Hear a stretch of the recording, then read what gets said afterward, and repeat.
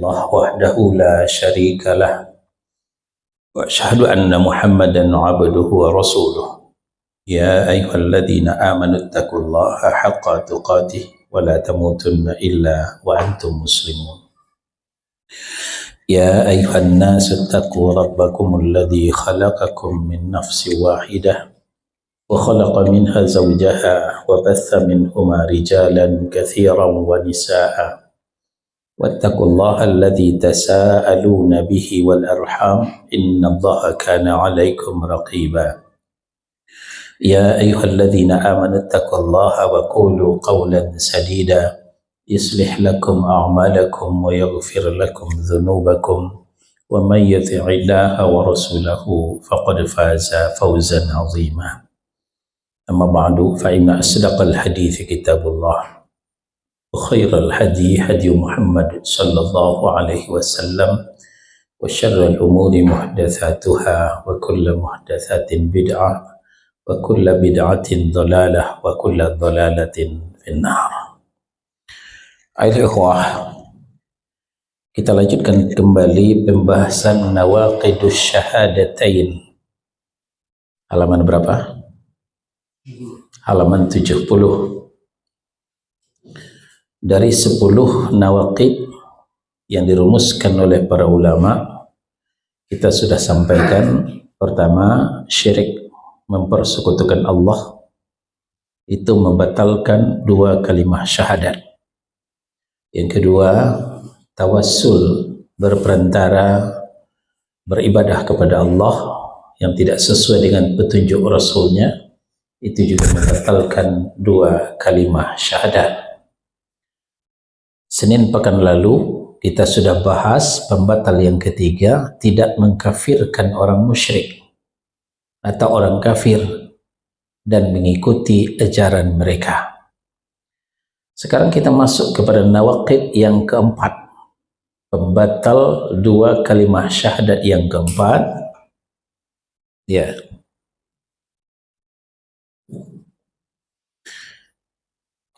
Qala Syekh,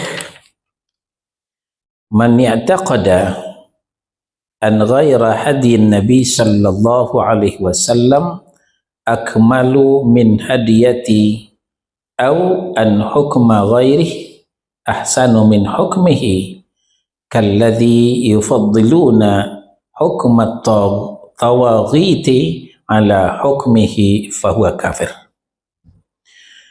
Pembatal 2 kalimah syahadat yang keempat meyakini bahwa selain petunjuk Rasulullah sallallahu alaihi wasallam ya lebih sempurna,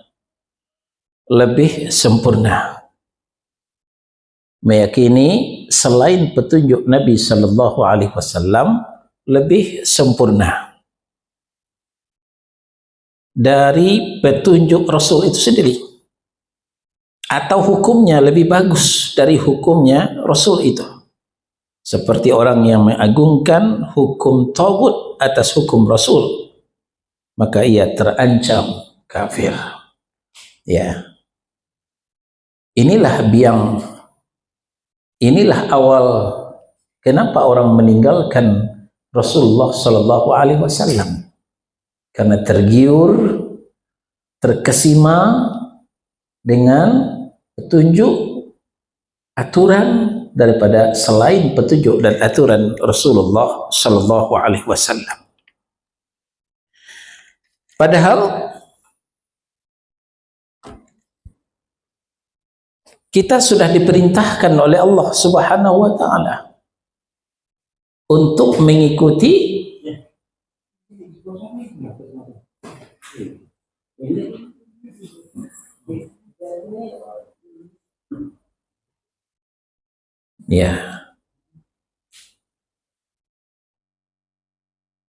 sedikit intermezzo supaya jalan kita tidak seperti jalan bis kota, tapi jalannya pesawat. Usahakan kita jangan menjadi penumpang bis kota, tapi penumpang pesawat. Ke depan maksudnya. Penumpang pesawat naiknya di bandara, Tapi kalau penumpang bus kota boleh naik di jalan. Maka bisnya tiap sebentar berhenti, tiap sebentar berhenti, tiap sebentar berhenti. Lama nyampainya. Kalau pesawat naiknya di bandara. Dalilnya Al-Hasyr surah yang ke-59 ayat 7. Ya. Itu ayatnya panjang. Diambil aja di tengahnya. Apa kata Allah? Wa ma atakumur rasul fakhuduhu. Mungkin di kitab nggak ada ya. Ya, di kitab nggak ada dalilnya itu. Ya. Wa ma atakumur rasul fakhuduhu wa ma nahakum anhu fantahu. Ya. Susah mencari di tengah kali? Bisa. Apa yang diberikan Rasul? Itu ya, silakan. Apa yang diberikan Rasul kepadamu maka terimalah, dan apa yang dilarangnya bagimu maka tinggalkanlah, dan bertakwalah kepada Allah, sungguh Allah sangat keras hukumannya. Ya, ini perintah. Perintah dari Allah Subhanahu wa Ta'ala. Aslul amr lil wajib. Asalnya perintah itu wajib.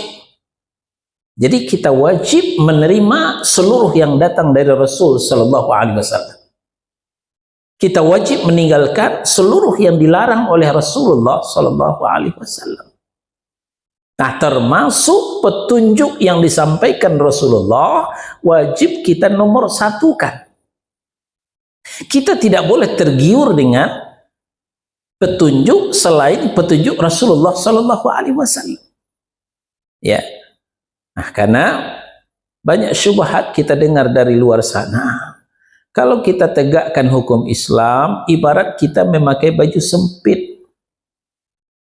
Tapi kalau kita pakai hukum perdata, hukum pidana, nah bajunya agak longgar.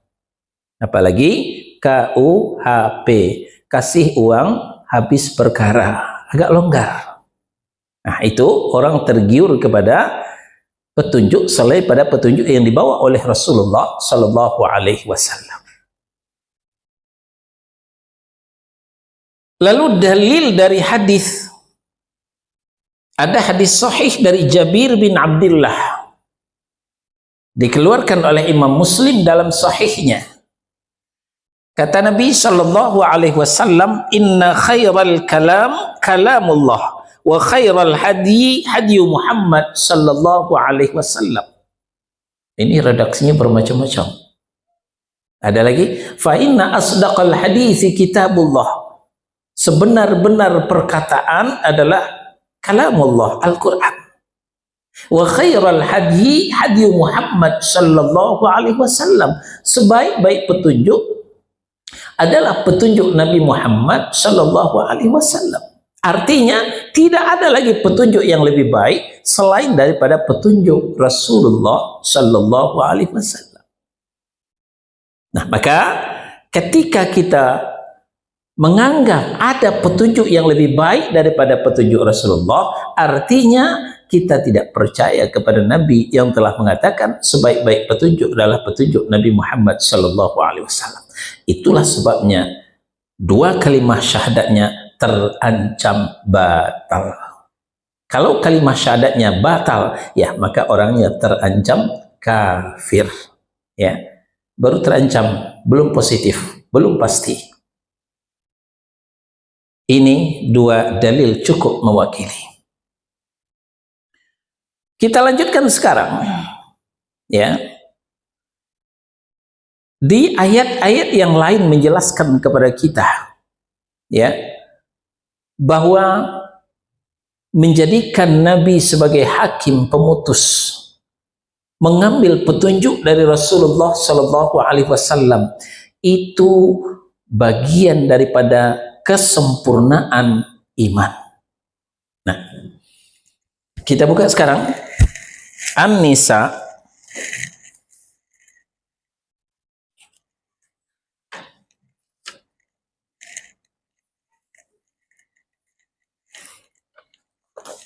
An-Nisa ayat 65.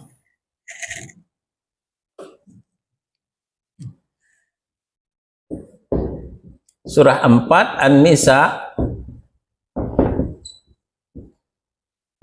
ayat 65. Isinya tanda kesempurnaan iman.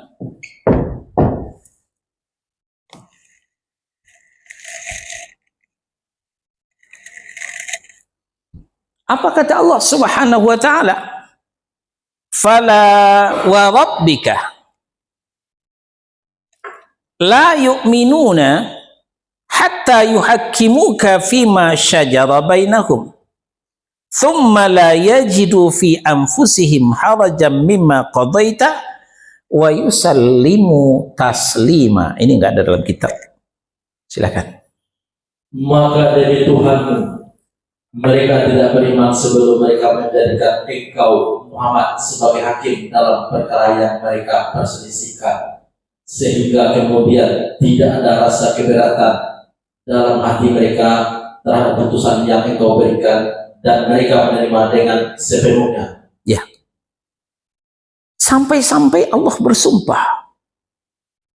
Ini menunjukkan keseriusan yang mendalam. Ini bukan isapan jempol. Ini bukan basa-basi. Tapi tegas Allah katakan, fala wa rabbuka. Demi Rabbmu, hai Muhammad. Siapa Rabbnya Muhammad? Siapa Rabbnya Muhammad? Allah. Jadi Allah bersumpah dengan dirinya sendiri. Fala wa rabbika. Demi Rabbmu, hai Muhammad. La yu'minuna, umatmu itu pada dasarnya belumlah beriman, belumlah bisa dikatakan beriman, atau belumlah sempurna keimanannya. Sampai kapan? Hatta yuhakkimuka fima syajara bainahum, sampai mereka menjadikanmu sebagai hakim pemutus dalam perkara yang mereka perselisihkan. Nah, ini dalil bahwa tidak sempurna iman kita sebelum menjadikan petunjuk Rasulullah nomor satu. Sebelum menjadikan petunjuk Nabi Shallallahu Alaihi Wasallam tidak ada tandingannya. Kemudian, "Tsumma la yajidu fi anfusihim harajan mimma qadaita." Mereka tidak keberatan menerima keputusanmu. Artinya apa? Mereka legowo, menerima dengan sepenuh hati, bukan setengah hati. Apa contoh orang yang menerima dengan sepenuh hati? Maka dia akan bereaksi, sami'na wa ata'na. Kami dengar dan kami taat. Ini orang yang menerima dengan sepenuh hati.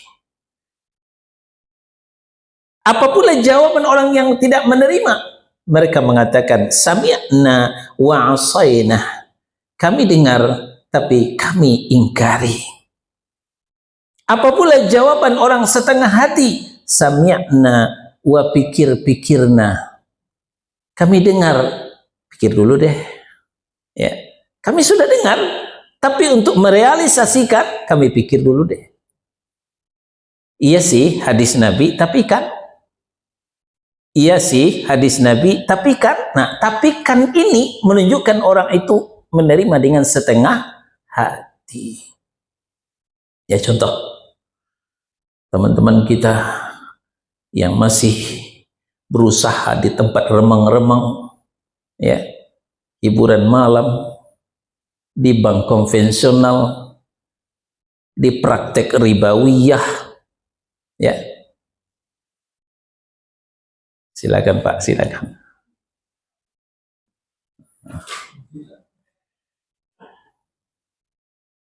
Ya, rentenir, tempat penggandaan uang. Maaf Pak, usahanya di mana? Oh, saya di rentenir, penggandaan uang. Bapak udah tahu belum? Itu kan riba. Riba itu Pak, kata Nabi, dosanya lebih besar daripada zina loh Pak. Iya sih kata Nabi, tapi kan, iya sih kata Nabi, tapi kan ini yang menunjukkan menerima dengan setengah hati. Apa ujung tapi kan? Saya dimakan dengan apa? Anak istri saya makan dengan apa? Jadi hadis Nabi, ayat Allah dibenturkan dengan logikanya. Sementara dia lupa dengan jaminan Allah Subhanahu wa taala. Ya. Apa kata Allah? May yattaqillah yaj'al lahu makhrajah wa yarzuqhu min haitsu la yahtasib. Barang siapa yang bertakwa kepada Allah, Allah carikan jalan keluar dari kesulitan, dan Allah beri dia rezeki dari jalan yang tidak disangka-sangka. Ini jaminan Allah untuk orang yang bertakwa. Bertakwa apa? Menjalankan perintah, meninggalkan larangan. Itu ciri orang bertakwa. Nah, orang yang bertakwa ini kata Allah, Allah sediakan jalan keluar. Jangan takut istrimu nggak makan. Allah beri rezeki dari hal yang tidak diduga sama sekali. Allah yang janji, nggak mungkin Allah bohong. Nah, maka kita wajib menerima dengan sepenuh hati, jangan dengan setengah hati. Ujung ayat, wa yusallimu taslima. Mereka tunduk dan patuh, mereka menyerah terhadap apa yang diputuskan oleh Rasul Sallallahu Alaihi Wasallam. Nah, ini orang yang menerima petunjuk Rasulullah Sallallahu Alaihi Wasallam, orang yang mengikuti, ya, atau istilah yang populer, orang yang mutaba'ah,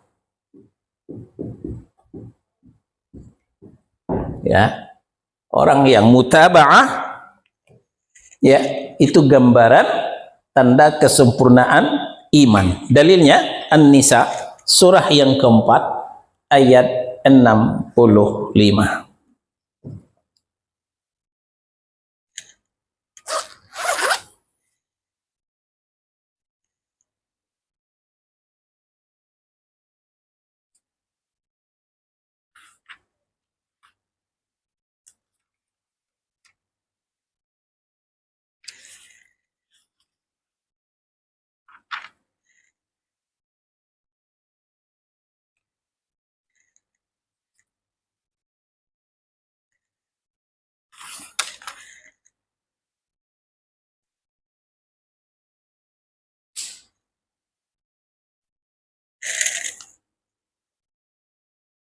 Nah, kita berlanjut ke ayat 125.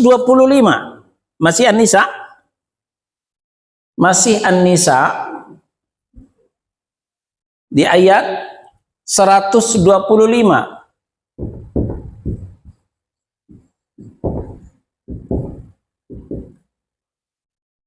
Isinya tanda beragama yang baik.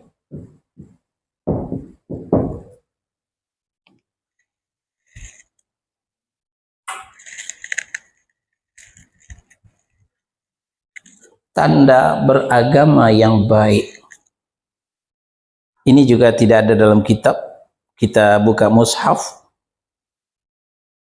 Waman ahsanu dinan mimman aslama wajahahu lillah wa huwa muhsinun wattaba'a millata Ibrahim hanifa wattakhadallahu Ibrahim khalila. Silakan. Dan siapakah yang lebih baik agamanya daripada orang yang dengan ikhlas berserah diri kepada Allah, sedang dia mengerjakan kebaikan dan mengikuti agama Ibrahim yang lurus, dan Allah telah memilih Ibrahim menjadi kesayangannya. Dalam sastra Arab ini yang disebut dengan istifham lil inkari. Istifham gaya bahasa bertanya. siapakah yang lebih baik agamanya? Kok Allah nanya? Emang Allah nggak tahu apa? Nah, bukan Allah nggak tahu, ya, tapi gaya bahasa seperti itu. Tujuannya lil inkari, untuk mengingkari. Jadi yang dimaksud oleh Allah, tidak ada lagi orang yang lebih baik agamanya. Dari siapa? Mimman aslama wajahahu lillah, daripada orang yang istislam, menyerah, tunduk dan patuh kepada Allah. Ya, yang Allah mengatakan wa ma atakumur rasul fakhudhuh tadi. Apa yang diberikan oleh Rasul, amalkan olehmu. Wa ma nahakum anhu fantahu, yang dilarang oleh Rasul, tinggalkan olehmu. Lalu wa huwa muhsinun, dia berbuat baik. Berbuat baik artinya melaksanakan amal-amal yang soleh. Ai muwafiqan li syar'illah, artinya yang sesuai dengan syariat yang dibawa oleh Rasulullah Sallallahu Alaihi Wasallam. Nah, ini yang mutaba'ah, ya, yang mengikuti Rasulullah Sallallahu Alaihi Wasallam. Itulah gambaran orang yang beragamanya yang baik. Waalaikumsalam warahmatullahi wabarakatuh. Tolong digeser. Ya.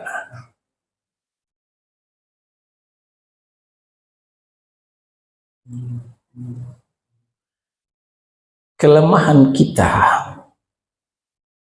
umat Islam Indonesia gampang terpukau dengan penampilan, gampang kagum dengan casing. Kalau sudah berjubah, oh itu orang soleh, ya. Kalau sudah selalu di tangannya ada tasbih, itu orang soleh, calon penghuni surga. Tanpa melihat ketundukan dan kepatuhannya kepada syariat yang dibawa oleh Rasulullah Sallallahu Alaihi Wasallam. Berbeda dengan apa yang dikatakan oleh Nabi, oleh Allah Subhanahu Wa Taala. Orang yang paling baik beragamanya itu ditentukan dengan ketundukannya kepada Allah, walaupun dia tidak pakai jubah, walaupun dia anak muda yang baru belajar, tapi apa yang dipelajarinya dia amalkan, dia tunduk dan patuh. Untuk apa jubah yang besar? Untuk apa ikat kepala segede ban bajai, tapi tidak tunduk kepada syariat yang dibawa oleh Rasulullah Sallallahu Alaihi Wasallam. Nah, oleh sebab itu kita jangan terpukau dengan casing, jangan terpesona dengan penampilan, ya, bahwa Islam yang baik, Muslim yang benar itu sebenarnya adalah seberapa tunduknya dan patuhnya dia kepada syariat yang dibawa oleh Rasulullah Sallallahu Alaihi Wasallam.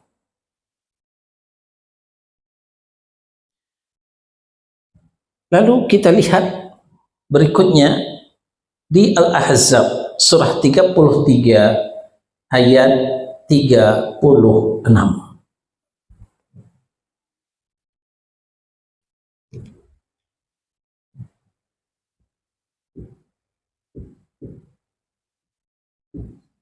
Surah 33 Al-Ahzab ayat 36.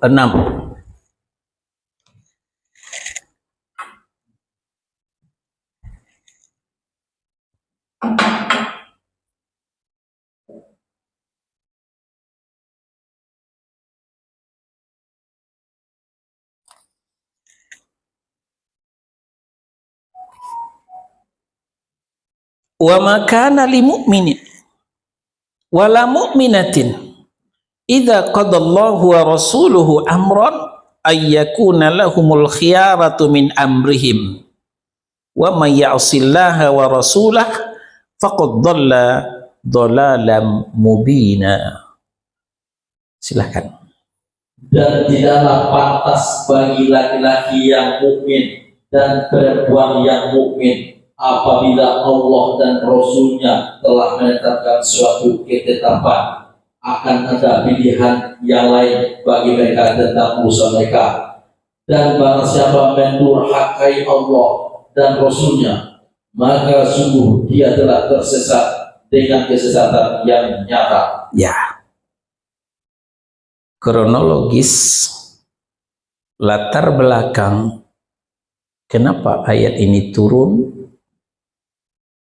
ini berkenaan dengan seorang sahabiat jalil yang bernama Zainab binti Jahsy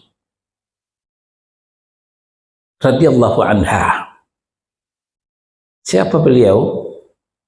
Beliau adalah seorang putri bangsawan Quraisy. Lalu sekali waktu dilamar oleh Rasulullah Shallallahu Alaihi Wasallam, bukan untuk beliau nikahi, tapi untuk dijodohkan dengan mantan budaknya. Siapa? Zaid bin Harithah. Zaid bin Harithah. Ya, biasalah manusiawi. Zainab binti Jahsy keberatan.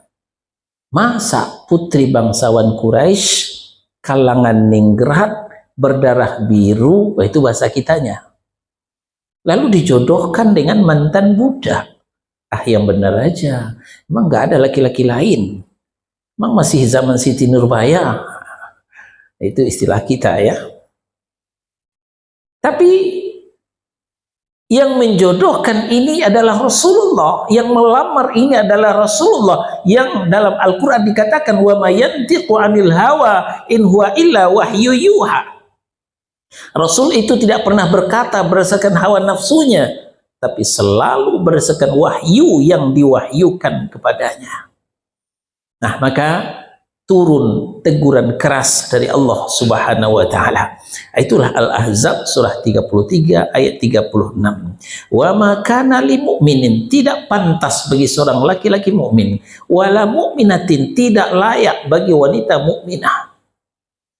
Idza qadallahu wa rasuluhu amran, apabila Allah dan Rasulnya telah menetapkan suatu keputusan, ayyakuna lahumul khiyaratu min amrihim, bahwa akan ada pilihan lain bagi mereka, itu sama saja mendurhakai Allah dan Rasul. Nah, maka ayat ini ditutup oleh Allah, wa may ya'sillaha wa rasulah faqad dhalla dhalalan mubinah. Siapa yang mendurhakai Allah dan Rasulnya, berarti dia telah tersesat dengan kesesatan yang nyata. Ini ancaman orang yang tidak menerima keputusan Allah dan Rasul, petunjuk Allah dan petunjuk Rasul. Ketika seorang calon pejabat tinggi sudah dicalonkan oleh istana, itu tidak langsung dilantik.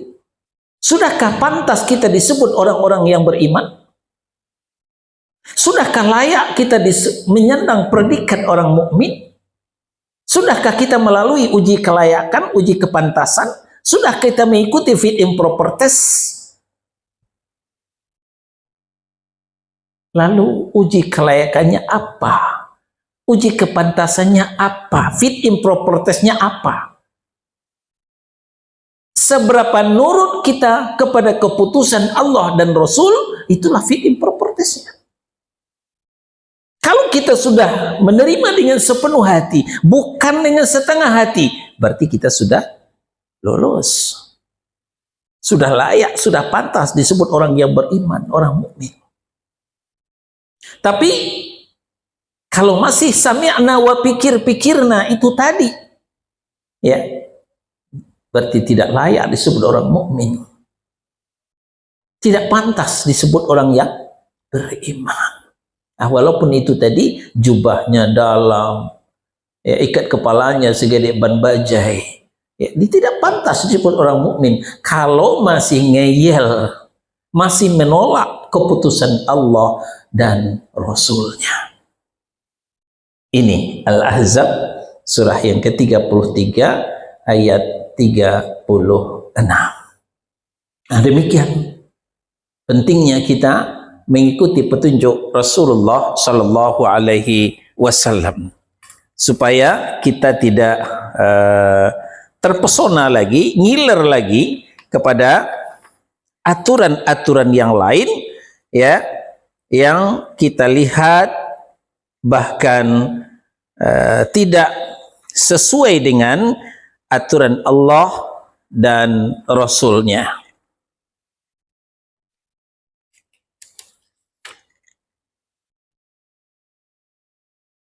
Nah, lalu bagaimana sikap kita? Sikap kita adalah tidak mendahului Allah dan Rasul. Ini ada di Al-Hujurat surah 49 ayat 1.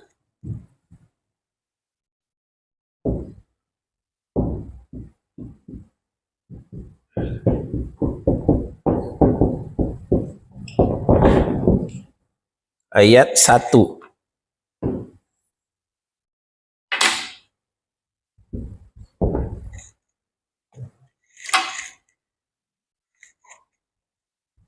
Ya ayyuhalladzina amanu la tuqaddimu baina yadayillahi wa rasulih. Silakan. Wahai orang-orang yang beriman, janganlah kamu mendahului Allah dan Rasul-Nya, dan bertakwalah kepada Allah. Sungguh Allah Maha mendengar, Maha mengetahui. Ya, kita dihimbau oleh Allah Subhanahu wa taala dengan nidaur rahman, dengan panggilan kasih sayang. Jadi ya ayyuhalladzina amanu itu panggilan kasih sayang. Sama dengan kita punya putra, kita punya putri, atau punya cucu. Kalau putra dan bagus, ya, kan begitu. Kalau anak laki-laki dan bagus, panggilan kasih sayang. Kalau anak putri, Cahayu, ya, suka begitu, panggilan kasih sayang. Nah, kalau Allah panggilan kasih sayangnya, ya ayyuhalladzina amanu, wahai orang-orang yang telah ngaku beriman. Apa isi panggilan? La tuqaddimu baina yadayillahi wa rasulih. Jangan kalian lancang mendahului Allah dan Rasul-Nya. Maksudnya apa? Tunggu petunjuk dulu baru berbuat. Jangan petunjuknya belum ada sudah berbuat. Itu lancang namanya. Saya tanya sekarang, kenapa kita sholat? Karena ada petunjuk aqimus sholat. Kenapa kita bayar zakat? Karena ada petunjuk wa atuz zakat. Kenapa kita puasa? Karena ada petunjuk kutiba alaikumus shiyam. Begitu selanjutnya. Nah, ketika kita berbuat tapi petunjuknya belum ada, itu lancang namanya. Dilarang oleh Allah. Lancang mendahului Allah dan Rasul-Nya. Kembali disanggah. Tapi kan itu baik. Nah, tapi kan lagi. Ya. Allah lebih tahu dengan kebaikan. Rasul lebih tahu dengan kebaikan daripada kita. Jangan pernah dibantah, ya, dengan tapi kan baik, tapi kan baik. Ketahuilah saudara-saudara, setiap yang benar pasti baik, tapi setiap yang baik belum tentu benar. Catat baik-baik, ya. Setiap yang benar pasti baik, nggak ada yang benar itu yang nggak tidak baik. Tapi setiap yang baik belum tentu benar.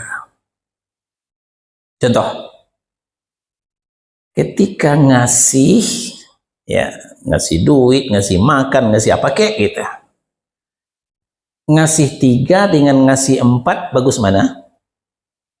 Ngasih 4, betul? Tuh. Saya tanya sekarang. Tadi kita sholat maghrib berapa rakaat? 3. Kalau kita bikin 4 rakaat, Allah senyum kali ya? Allah senang kali kepada kita? Wah, ini hebat ini hambaku satu ini. Disuruh sholat maghrib 3, dibikin 4. Mungkinkah begitu? Itu contoh. Setiap yang benar pasti baik. Setiap yang baik belum tentu benar. Ya, kebenaran itu diukur. Al-haqqu mir rabbik fala takunanna minal mumtarin. Kebenaran itu hanya satu, datang dari Rabbmu berdasarkan wahyu. Jangan kalian termasuk orang yang ragu, kata Allah Subhanahu wa taala. Jadi kebenaran itu diukur dengan wahyu, dengan qala Allah wa qala Rasul, bukan dengan logika kita. Kalau logika kita lebih baik maghrib 4 rakaat daripada 3 rakaat, pelit amat sih sama Allah kok cuma 3 rakaat, bikin 4 kenapa? Nah, itu logika kita. Tapi syariatlah yang telah menetapkan bahwa maghrib itu 3. Kalau mau 4 ya isya baru 4. Zuhur, asar itu baru 4. Kalau maghrib cuma 3. Apalagi subuh cukup 2 saja. Jangan ditambah. Ya. 2 rakaat sholat fardunya, 2 rakaat sholat sunnahnya, jangan ditambah. Satu kali Imam Sa'id bin Musayyib, ya, seorang tabi'in terkemuka, melihat ada orang sholat sunnah subuh lebih dari 2 rakaat. Ya, sholat sunnah subuh itu kan cuma 2 rakaat. Ya, qobliyah subuh maksudnya. Ini ada yang bikin 4 rakaat. Rukuknya lama, i'tidalnya lama, sujudnya lama, khusyuk banget kayaknya.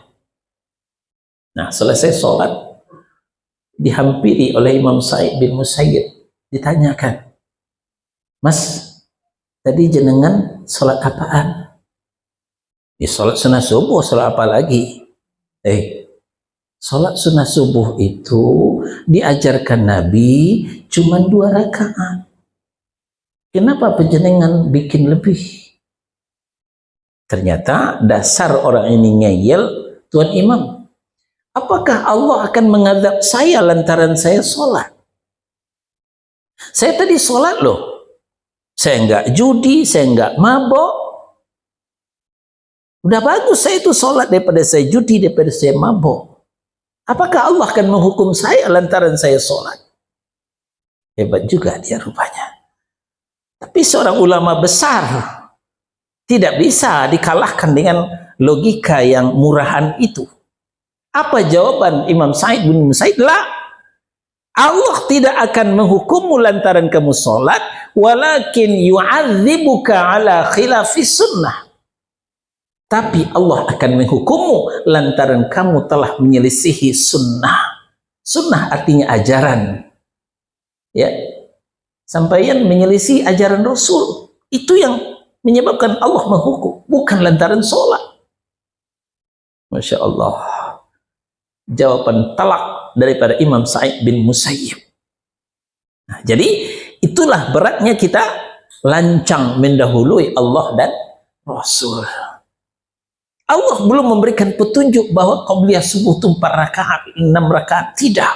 Cuma 2 rakaat. Dari dulu sampai sekarang, cuma 2 rakaat.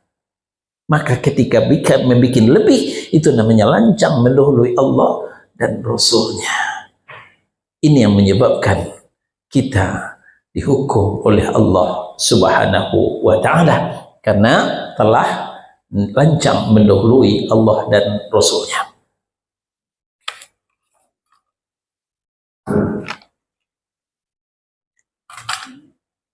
Kalau memang tidak boleh lancang mendahului Allah dan Rasulnya, lalu bagaimana sikap kita seharusnya? An-Nur ayat 51.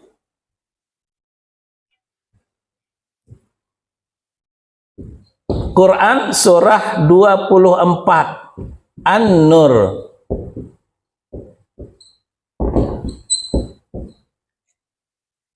An-Nur ini dulu sempat diterjemahkan orang Anis Nurmantio 24 surah 24 tahun 2024 nanti. Ternyata batal. Ini namanya ilmu cocoklogi. Ternyata nggak jadi. Itulah ilmu cocoklogi, tidak selamanya benar. Benarnya kebenaran, betulnya kebetulan. Nah, sekarang kita ke An-Nur surah 24 ayat 51. Innama kana qaulal mu'minina idza du'u ila Allahi wa rasulih liyahkuma bainahum ay yaqulu sami'na wa ata'na.